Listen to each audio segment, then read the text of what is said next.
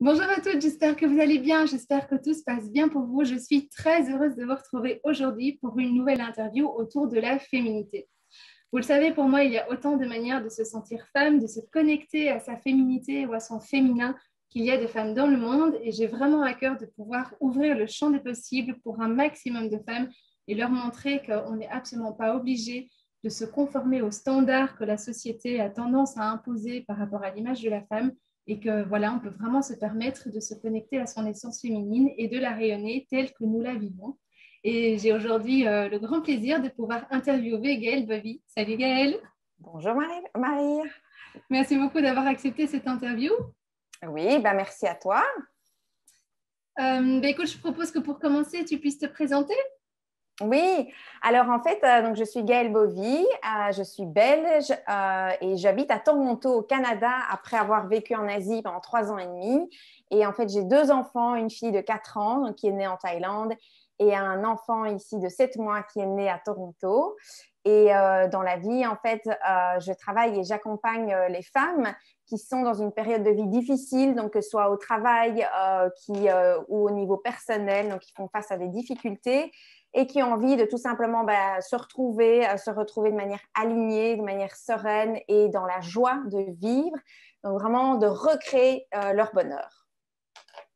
Super. Voilà. Ouais. Donc voilà, j'ai plusieurs techniques que j'utilise, que j'ai acquis à travers toutes ces années, soit au niveau plus de la psychologie, au niveau du coaching, de techniques de libération des émotions, du Kundalini Yoga. Voilà, donc plein de choses que j'ai pu découvrir durant tous mes séjours à travers le monde. Voilà. Oui, j'imagine. Et alors, dis-moi, c'est quoi ta définition ou ta vision de la féminité? Alors, en fait, ça m'a fait réfléchir, donc toutes ces questions. En fait, pour moi, ce qui est vraiment important, ce que j'ai remarqué comme processus, moi, de ma part et pour ce que je vois de mes clientes, pour moi, une des choses les plus importantes, c'est d'être connecté à notre essence, en fait, à notre partie féminine de nous, mais qui a trait à notre côté, notre intuition, à cette force tranquille que l'on a, tu vois, en fait, à notre pleine puissance en tant que femme. Donc, en fait, je dirais que pour moi, la féminité, c'est vraiment ça passe par se reconnecter à ça. Et ensuite, donc c'est vraiment se retrouver avec cette partie-là, cette lumière que l'on a en nous, et ensuite pouvoir aussi le dégager à l'extérieur. Et ça passe aussi par, bien sûr, au quotidien, voilà, prendre soin de soi, avoir du temps pour soi, voilà, se préparer, si on le désire, se faire belle, etc. Oui, c'est super chouette que tu nous parles de puissance féminine et d'ailleurs le mot empowerment, on l'entend beaucoup en ce moment Oui. sur les réseaux sociaux. C'est quelque chose, voilà, on sent que c'est un peu en vogue, mais en même temps, concrètement dans ton quotidien, comment est-ce que toi tu fais pour te connecter justement à cette part féminine de toi? Qu'est-ce que tu mets en place comme truc pratico-pratique peut-être et que d'autres femmes pourraient utiliser ou faire? Alors, en fait, je pense qu'il y a 2 axes. La première chose, c'est que pour vraiment, moi, me ressentir dans mon essence et un peu dans qui je suis en tant que… et honorer cette partie femme de moi, c'est vraiment via les outils que j'ai, donc c'est-à-dire que je pratique le Kundalini Yoga, je pratique des techniques de libération des émotions et en fait, ça fait que ça aide à se reconnecter avec qui on est vraiment dans son soi illimité. Donc, qui on est vraiment à la base, qui on est là quand on vient sur Terre, quand on est libéré de toutes ces croyances, de toute cette pression. Et en fait, pour moi, quand on est là-dedans, on a un tel rayonnement interne et une telle radiance que ça se voit de l'extérieur et c'est là qu'on devient cette puissance féminine et qu'on peut l'incarner. Donc, moi, je dirais que c'est vraiment avec des petits outils, step by step, de mettre en place des méditations, des choses qui en fait, nous font revenir à notre essence. Ça peut être même à une balade dans la forêt. Voilà, ça va être des choses comme ça. Et après, de manière plus pragmatique, ce que je remarque aussi, c'est que quelque part, en tant que maman, juste prendre un quart d'heure comme aujourd'hui, grâce à cette vidéo, de se préparer, voilà, mettre une crème, mettre un joli chemisier, etc. Eh bien, déjà aussi, rien que ça, de manière pragmatique, je pense que ça aide énormément. Oui. Voilà. Merci beaucoup de nous partager ça. Alors, quand tu parles de Kundalini Yoga, je sais qu'il y a plein de types de yoga différents et Ouais. moi, personnellement, j'y connais rien. Est-ce que le Kundalini Yoga en particulier, selon toi, peut vraiment apporter quelque chose voilà, par rapport à cette reconnexion féminine ou bien de manière générale, tous les yogas ou Euh, les pratiques un peu douces, méditatives, etc. peuvent aider? Alors, je pense que le yoga, en manière générale, en effet, te reconnecte à tes centres d'énergie qui sont les chakras. Donc, en effet, parce qu'on a dans notre corps ces différents centres qui peuvent nous aider ensuite à être plus dans cette féminité, dans ce empowerment. Donc, voilà, ça nous aide. Et le Kundalini Yoga, moi, ça m'a aidé énormément. Et je vais te dire d'ailleurs, c'est vraiment un témoignage véridique.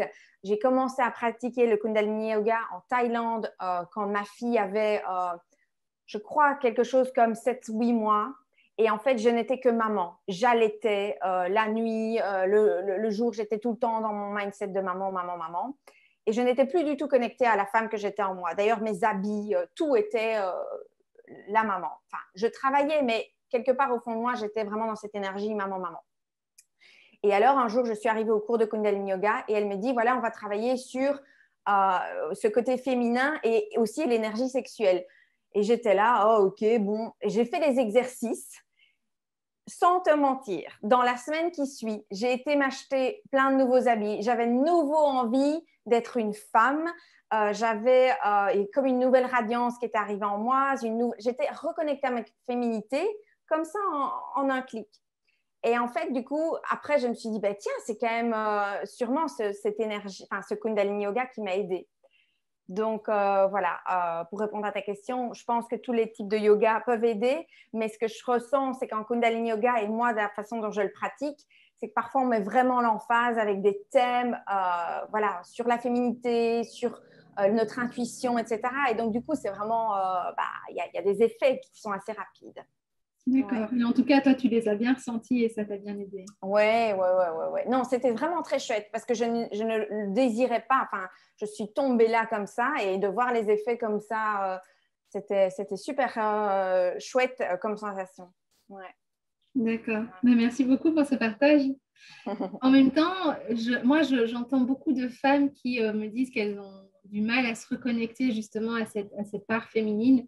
Et en particulier, quand on se lève le matin, il y a certains jours où on ne se sent pas toujours bien. Enfin, voilà, on n'est pas bien dans son corps, pas bien dans son image. J'imagine que ça t'arrive à toi aussi d'avoir Mhm, des jours où tu te dis non, là, tu sais, voilà, c'est pas le bon matin. mhm. Est-ce que tout ce que tu nous as partagé, comme voilà, le Kundalini Yoga par exemple, est-ce que ça peut aider une femme à dépasser un mal-être corporel, j'ai envie de dire, ou bien tu connais d'autres outils ou tu pratiques d'autres choses pour pouvoir Mhm. t'aider ces jours-là où tu te dis, décidément, c'est voilà, c'est pas ma bonne tête aujourd'hui et comment est-ce que je fais Ouais. pour m'en sortir? Alors là, tu parles plutôt un mal-être corporel. Oui, enfin, tu sais, quand on se regarde dans le miroir, il y a des jours où on se dit, Ouais, voilà, c'est pas, ouais. c'est pas ma tête normale, je me sens pas bien dans ce corps-là, tel qu'il est là, quoi. Ouais. Alors en fait, pour moi, ce que je me dis, c'est que rien n'est permanent. Ça, c'est quelque chose que j'ai appris en Asie avec le bouddhisme.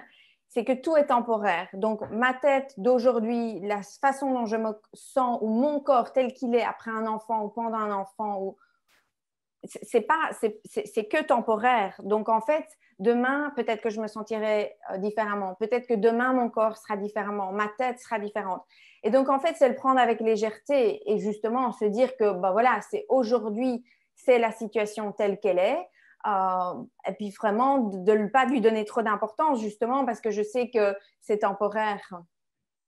D'accord. C'est vraiment un truc où je me dis, bah voilà, aujourd'hui, c'est comme ça.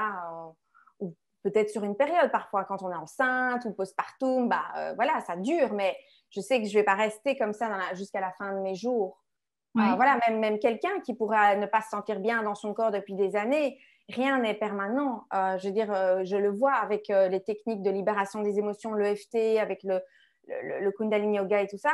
Enfin, je suis dans tout ce qui est transformation d'une personne. Il y a des miracles ou des transformations qui arrivent. Donc, en lâchant des croyances profondes, etc., il y a des changements qui arrivent au niveau de nos pensées, de nos émotions et de notre corps aussi. Donc voilà, se remettre dans cette impermanence des choses et que tout est temporalité. Ouais. D'accord. Qu'est-ce Alors que tu... après, Oui, vas-y. oui, donc voilà, après, il y a des outils enfin, ta question, c'était est-ce qu'il y a d'autres techniques, c'est ça? Enfin, ou est-ce qu'il y a d'autres choses que je me dis Si tu en connais ou si tu en pratiques. Oui, écoute, les choses que... Oui, c'est vraiment ne pas, voilà, pas se juger, savoir que c'est dans la temporalité. Ouais, je pense que c'est vraiment une des clés. Après, il y a les outils, évidemment, que j'utilise qui aident, comme on l'a dit. En fait, c'est comme un peu une ligne de trame, quoi. Je veux dire, pour éviter que quand on est dans ces périodes-là ou quand on a des moments où ces questions-là reviennent, bah, ça allait travailler en ligne de fond avec comme quelqu'un comme toi ou quelqu'un comme moi qui nous aide à changer notre perception si ça devient vraiment récurrent et douloureux. Oui, d'aller creuser en profondeur ce qui se passe, ce qui se joue Ouais, vraiment, quoi. ouais, Mm. ouais, ouais, ouais. Quelles sont les clés que tu aurais envie de partager à toutes ces femmes qui ont du mal justement à voilà, vivre une relation corporelle heureuse ou en tout cas apaisée, voilà, d'arrêter d'être toujours dans cette guerre vis-à-vis de son image, vis-à-vis de son corps. Est-ce qu'il y a voilà, des clés que tu aurais envie de leur transmettre? Mm-hmm. Bon, j'ai l'impression que je me répète beaucoup, mais moi, ce que je trouve, ce qui était super, par exemple, après les postpartum que j'ai eus, c'est de revenir au corps de manière très douce. Donc, en fait, de se reconnecter en douceur à son corps grâce à la respiration, grâce au Kundalini Yoga. Ou par exemple, parfois, c'est pas qu'on fait des mouvements de dingue. Donc, justement, si on avait l'impression on a trop de poids, on se sent mal, etc., il faut pas nécessairement beaucoup bouger. Mais parfois, juste en faisant des mouvements spécifiques, eh bien, il y a des choses, des énergies qui sont débloquées dans notre corps. Donc, en fait, du coup, moi, je dirais que pratiquer des reconnexions au corps, mais de manière très douce, avec des techniques qui nous parlent, eh bien, ça peut déjà nous aider à petit à dénouer les nœuds. Donc, voilà, revenir au corps et à la respiration. Et évidemment, voilà, moi, cet outil Kundalini Yoga m'aide beaucoup. Par exemple, tu vois, aujourd'hui, je donne une session qui aide vraiment à laisser aller tout ce qu'on a sur le cœur. Donc, tu vois, pour se délier de toutes ces émotions qu'on accumule. Et ça peut être par rapport à notre corps. Et en fait, pendant cette session, pour te donner une image, on ne va pas bouger dans tous les sens. Donc, c'est accessible à tout le monde. Mais c'est vraiment parfois quand on met une intention et qu'on pratique des mouvements qui sont assez spécifiques, sans faire des mouvements dans tous les sens, et qu'on se connecte à quelque chose de plus grand, qu'on se connecte à soi, en se donnant le temps pendant une heure qui nous est dédiée, eh bien, c'est là qu'il y a toute une magie qui opère. Donc voilà, ce serait se reconnecter à son corps de manière douce, avec quelque chose qui nous appelle. La deuxième chose, ce serait de juste c'est un peu lié, mais c'est différent, mais c'est vraiment faire bouger ces cellules.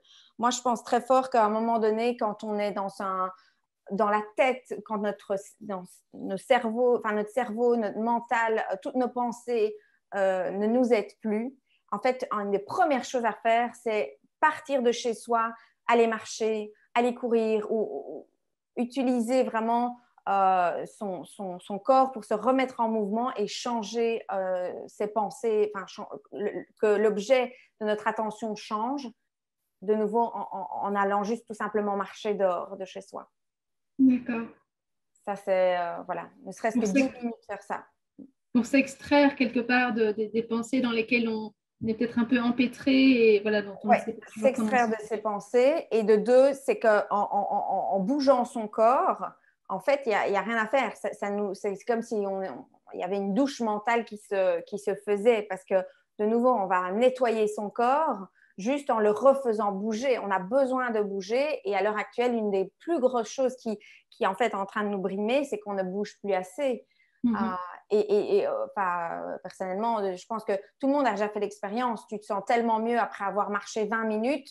Et ça, je pense que c'est quand même accessible, quel que soit notre corps, même si on prend le temps sur le temps de midi ou même marcher avec ses enfants, on se sent déjà même tellement mieux, voilà, juste en se remettant en mouvement.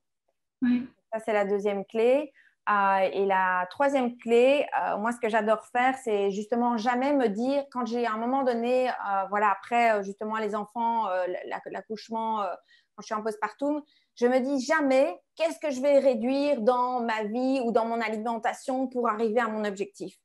Moi, je pars toujours de comment j'ai envie de me sentir idéalement. Et donc, je me vois vitale, je me vois courir dans la nature, je me vois avec une énergie. Et quand je me suis connectée à comment je voudrais idéalement me sentir et que je me vois toute pétillante, etc., je me dis, OK, finalement, ensuite, quelles sont les actions que je dois prendre pour arriver à ça? Donc, quand je m'imagine dans cette vitalité, ben, je me dis, ben, cette femme vitale, je ne pense pas qu'elle mange des burgers frites à midi. Je n'ai pas l'impression qu'elle reste dans son canapé. Et donc, en fait, je me dis, bah, il y a des actions qui me viennent et qui sont assez fluides. Donc, c'est manger, je me vois manger plus de nourriture vibrante, aller marcher un peu plus tous les jours, refaire un peu plus de yoga.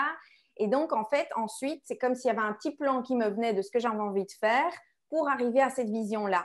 Mais il n'y a aucune contrainte. C'est waouh, j'ai envie de me sentir avec cette pêche. Eh bien, du coup, qu'est-ce que ça implique comme action? Et en fait, je ne me fais même pas de plan très sophistiqué. Ensuite, je remarque que petit à petit, les choses qu'on a envie de manger ou les actions qu'on a envie de prendre sont plus alignées avec ces hautes visions-là. Et je me tiens à ça. Voilà. C'est hyper puissant et merci ouais. beaucoup de nous partager ça parce qu'on sent effectivement cet élan quand tu le parles, quand tu parles de vitalité, ça se voit dans ton énergie aussi, Ouais. dans ta manière de bouger. Oui, vraiment. Et d'ailleurs, c'est quelque chose on peut même en prendre 1 heure pour le décortiquer. Mais voilà, ça, c'est, je crois une des bases que j'applique et que j'essaye de livrer aussi à mes clientes. En fait, c'est se rattacher à ces hautes visions. Et le reste, pour moi, c'est comme si je ne voulais même pas l'entendre dans ma vie, des restrictions. Non, ça doit partir d'une haute vibration et de comment on a envie de se sentir bien. Et puis ensuite, il y a des actions et on est motivé, mais c'est fluide, quoi. Ouais. Bon, après, bien sûr, il y a des moments où le soir, je prends mon chocolat et je veux dire, c'est pas que comme par magie, je me mets à manger de la salade 3 fois par jour. Et d'ailleurs, c'est pas comme ça que j'envisage les choses. Mais ce que je veux dire, c'est que quand je vois de nouveau que je me sens de nouveau dans une spirale où peut-être je me sens plus lourde, je bouge moins, je mange moins sain, je me dis, OK, observe comment tu te sens et hop, j'ai envie de me reconnecter à cette autre vision. Et puis voilà, les actions se remettent petit à petit pour aller dans cette lignée-là. Voilà. D'où l'importance d'avoir du coup bien défini alors la vision qu'on a envie d'avoir de cette part féminine de nous, de cette manière de vivre notre féminité et ce rapport au corps. Oui, tout à fait. Ouais. Bah, écoute, génial. Merci mille fois de nous avoir délivré ce beau plan d'action, je pourrais presque dire, parce que ça a l'air... on sent qu'il y a vraiment moyen de le mettre en pratique et de vivre au quotidien. Oui, non, c'est... voilà, moi, je l'ai pratiqué, j'ai aidé plusieurs de mes clientes avec ça et voilà, en effet, c'est du vécu. Ça se sent. Et merci aussi de ramener, je trouve ça très, très enrichissant que tu ramènes cette idée d'impermanence et de se dire que même si on ne se sent pas bien à un certain moment donné, c'est pas grave, ça va changer. Même si on traverse une période, que ce soit grossesse, postpartum, bon, effectivement, ça prend quelques mois et bon, on dit que le corps après un accouchement a besoin de 2 ans pour vraiment totalement s'en remettre. Et encore, on ne perd pas toujours tous ces kilos de grossesse non plus. Mais en même temps, quand on reste dans cette idée d'impermanence et que tout peut évoluer, tout peut aller vers un mieux, on ne reste pas non plus figé du coup dans ces difficultés du moment, quoi. Oui, tout à fait. Oui. C'est vraiment l'impermanence de l'Asie, du bouddhisme qui est là. Oui, et dont on pourrait peut-être s'inspirer un petit peu plus en Occident. Oui, tout à fait. Tout à fait. Je pense que voilà, de voir les choses comme un flow et il y a des jours où ça va avec les enfants, où on a une chouette tête et il y a des jours où ça va pas, mais demain, ça sera différemment et on l'accepte et puis voilà, on essaye de se dire que demain sera différent. Et puis après, il y a toute une philosophie aussi, hein, de se dire, tiens, ça j'imagine que tu l'as beaucoup, mais pourquoi est-ce que je m'attache à une idée figée de comment mon corps devrait être, de comment je devrais être physiquement? Ce qu'on a été il y a 5 ans n'est peut-être plus juste pour nous actuellement. Et ce qui est juste pour nous peut nous apporter un autre enseignement, peut nous donner peut-être une autre point de vue sur la vie, sur ce qui est juste pour nous. Enfin, je veux dire, voilà, c'est aussi les choses Ouais, évoluent. tout à fait. Voilà. Et en même temps, tu as tout à fait raison. Pourquoi s'attacher à une image à laquelle on devrait se définir? Et je pense que c'est toute la difficulté dans notre société actuelle, c'est que l'image de la femme est très, très réduite à une image un peu stéréotypée. Et donc, c'est parfois particulièrement difficile pour celles qui ne s'y retrouvent pas du tout, quoi. Oui, tout à fait. Ouais, non, ça c'est sûr que ça n'aide pas à travers le monde. En plus, les réseaux sociaux dans lesquels on est ne font qu'amplifier la problématique, je pense. Ouais. Ouais. D'où se reconnecter à son soi illimité, à son essence, voilà, et le reste, c'est du superflu. Tout à fait. Eh bien, c'est un magnifique mot de la fin, Gaëlle. Un immense merci de nous avoir partagé tout ça, de nous avoir partagé tes clés et puis tes pratiques quotidiennes. Eh bien, avec grand plaisir. Merci à toi. Avec grand plaisir. Et, Et puis, je suis certaine que ça inspirera aussi d'autres femmes à pouvoir du coup mieux aller vers ce chemin de réconciliation personnelle et corporelle. Ouais. Merci, Un tout au Marie. grand merci, Gaëlle. Oui, au Belle revoir. fin de journée. Au revoir. Oui, au revoir.